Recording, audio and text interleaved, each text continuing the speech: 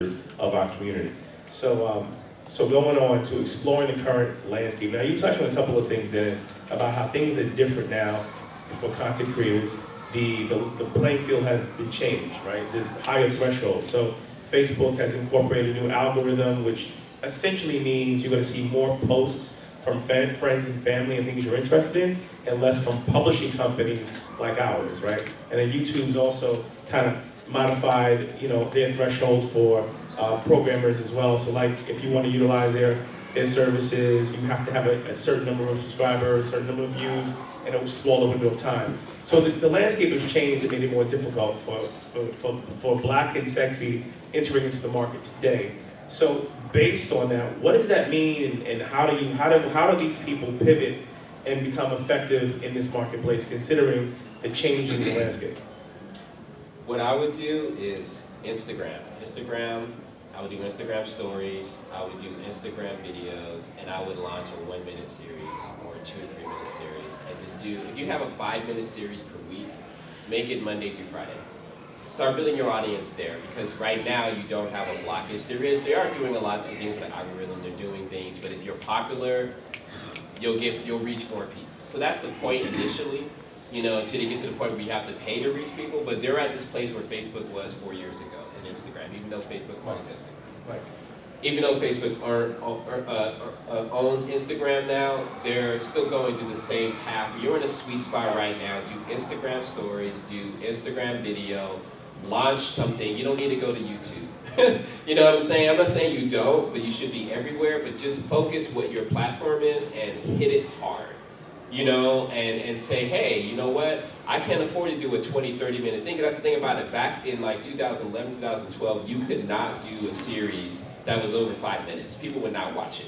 Now you can't do a series that's less than 20 minutes. People are like, this ain't long enough. So things have changed. You are actually being judged the same as Hulu, Netflix, HBO. It's crazy. So we're having to make longer and longer content just to compete with, a very fraction of the budget. So I would just say, don't even try to compete. If you want to, do it. If you say, no, I just actually, is a smarter way, fresher way for me to do it, Instagram is where I would do it. If we were to do Black and Sexy over again, I would just say, let's focus on there. Snapchat would be another place. Just literally focus on building. Like, you don't need to be on video streaming type platforms anymore. People are engaged, and when you're doing social media, which is obviously, that's what we have to remember, and what's great about marketing. You can't just literally simply go out there and say, oh, I'm just going to tell you what I'm doing and promoting. The quickest way to die, or people to say, I don't want you, I don't care about what you're doing when you're trying to raise money or trying to get them to watch your content, is engage them when you need something. Oh, I need you to give money to my thing, let me hit you up, right now. And every West time you're not saying anything. Or I want you to watch my thing, but you're not giving them anything. Social media is content creation. You're creating content for them. So the way you build your numbers in social media is by providing content, whether it's repost, whatever your brand is, professional Black girl, someone that's in our space that we know. I know you guys have never seen them or seen her, Java. It's like she's built something amazing. It just hit, and all she does is just take something that's really focused on the tone and the sensibilities of her brand, and she keeps posting and she hits it. Not all of us have that talent. You find someone who does, or you do it the best you can, but you keep giving content. And then when she wanted to raise maybe $25,000, she ended up raising 40. Because she built the audience on social media, she gave people joy, she gave people being content, and then you ask. you know what I'm saying? You have to do it in that space. You have to build an audience, and you have to give. If you give to people, they'll give it back to you. So that's what I would do. I would say, look, start building your platform, your brand, your show, your network, whatever you're doing on Instagram or some social media, and it's before you put out the content. And to let people know, hey, this thing's coming, but around my content's around dogs, whatever it is, Black dogs. Black people don't own dogs. Start posting about that. Post about things that make sense. Start building your social media numbers. Then you release your thing when it makes sense. You have a countdown. You may only have 500 people. You may have 2,000 people. But don't release it when you got 3 people. You see what I'm saying? Yeah, something I want to touch on, and I just think is relevant considering the demographics of the room. we've been talking a lot about social media, and clearly there's a generational gap, right? Because social media is kind of the voice of the millennial audience. And, you know, for those of you who are not millennials or millennial adjacent, then, but you want to be in this space, then you got to connect with people in your community that are grandsons, granddaughters, nieces, nephews, cousins, the neighbor. Otherwise, you're going to be left behind in this business. It's just the truth.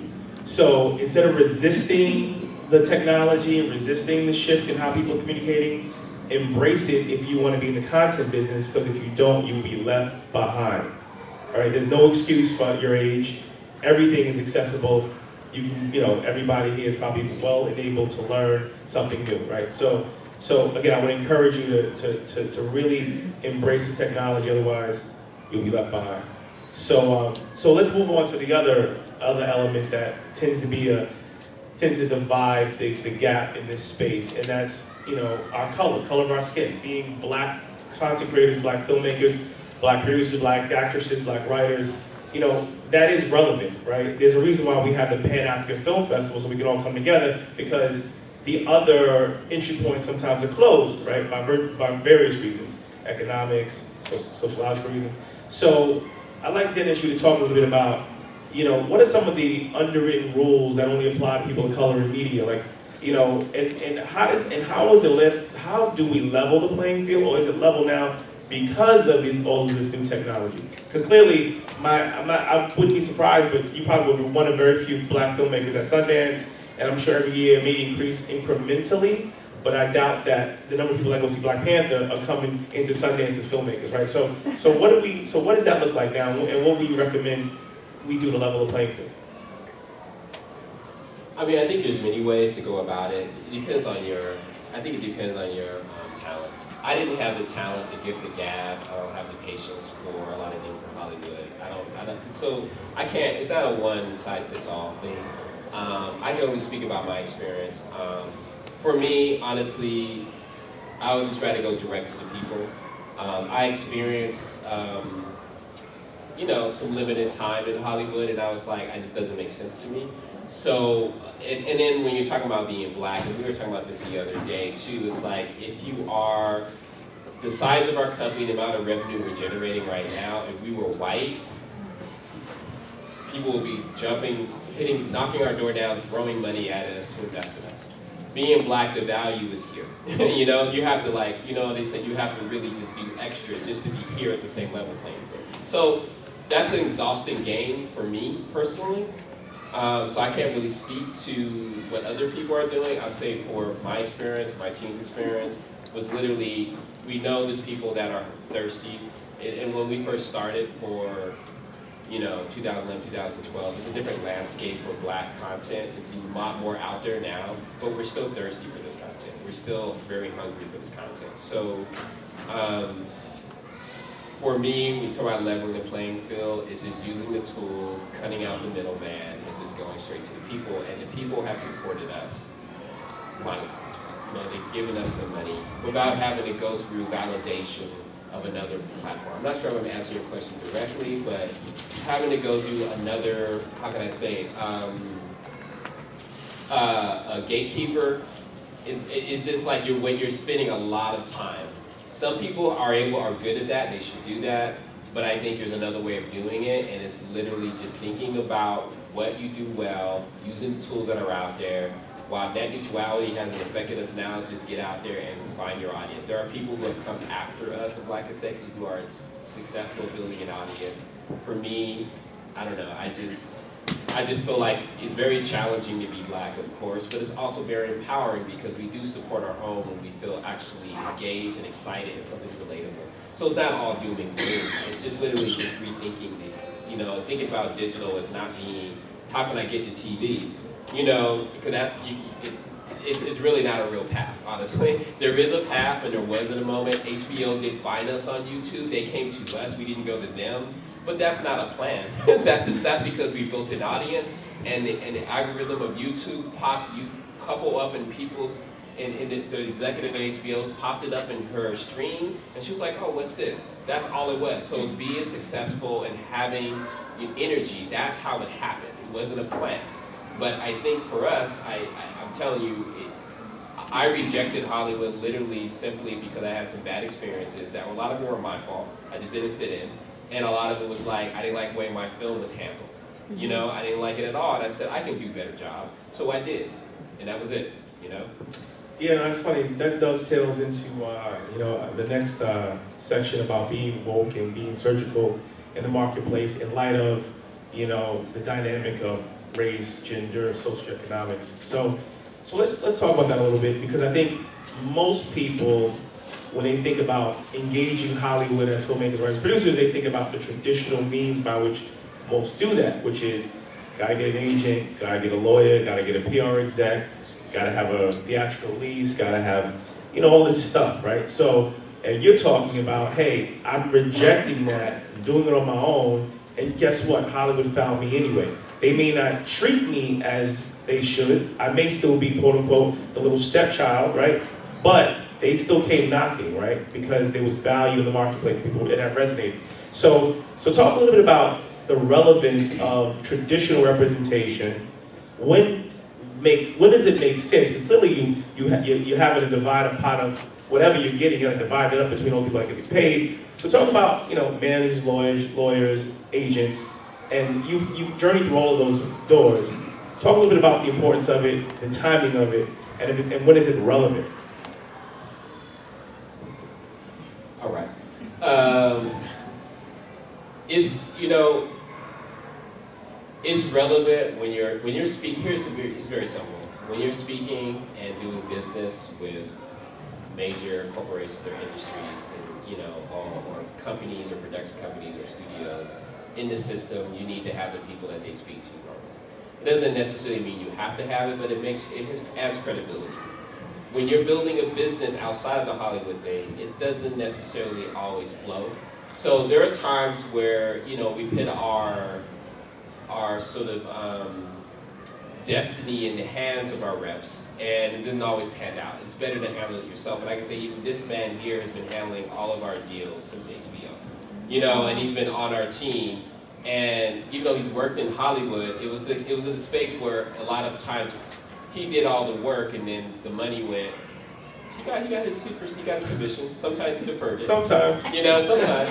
And then it went to like the reps always get there, and it's like you see the work, and it's like you kind of need them, but it's a psychological game too that you need them. That you just have to be hot.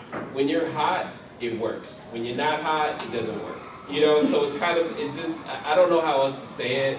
I believe that I got my first agent, which was Charles King, way back in the day, from my short film at Slatdance. It was literally like a weird thing that just happened because he was black, right? You know, you're starting off, let's get another black person in there. And it was great to have that for how long it lasted. But I didn't last long in Hollywood at all, you know? And it just was like, that game, I was always about, like, I remember I was pitching at Lionsgate a movie, and they were like, come on, all right, you got this, right? I had my lookbook, but I'm not a pitcher. I don't know how to pitch. I don't know how to, just not that person. So everything was just relying on me to go in there and wow this room. And I was just like, but I wrote a great script. So it's like, for itself, right? Yeah, why you got sales? Why? It's like, but Hollywood likes to work with people who are able to engage you and make you feel good and happy. Mm-hmm. And I think that's important, but it doesn't make a good film or a good show, you know? Yeah. So some people have the gift of both. You know I'm only halfway there, I'm sorry. So I had to do my own thing.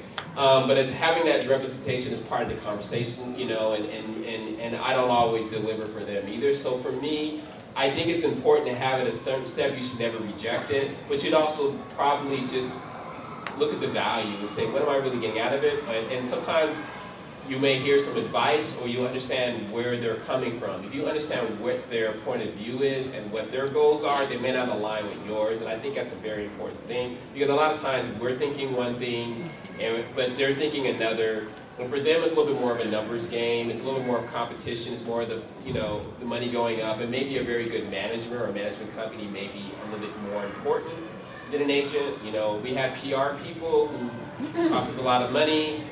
Was it worth it? I don't know. I don't think so. You know, and I think a lot of the press we got on our own. So it's just like, it is a game of like, okay, I'm spending my time and money on this. It's probably better when you hit a certain moment where they have something to work with and the momentum keeps going and going. But early on, you could probably do away with like, it doesn't mean you don't have a PR person who works for free, who's really good. You should take that. But if you have to pay $1,500 a month, which is something we've done at one time, it was just like, I'm not sure.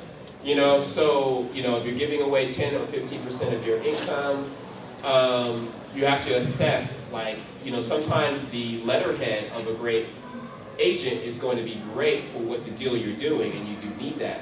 But you don't need it for everything, you don't need it all the time. Just really take a step of when and why. Don't think because you got to an agency, they signed you on and you're on your way.